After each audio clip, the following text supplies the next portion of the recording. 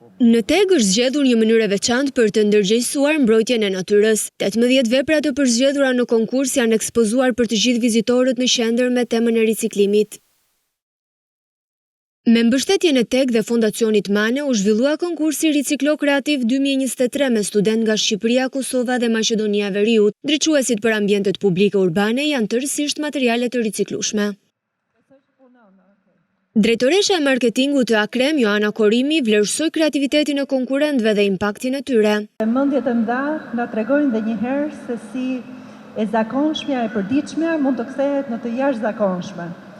Dhe në fakt është imagjinata juaj që është një dëshmi e madhe sigurisht e vlerave tuaja kreative, e vizionit tuaj, por njëkohësisht na tregon fuqishëm rëndësinë e riciklimit. Dekani i Fakultetit të Arkitekturës e konsideroi këtë formë të rëndësisë së veçantë për të ardhmen.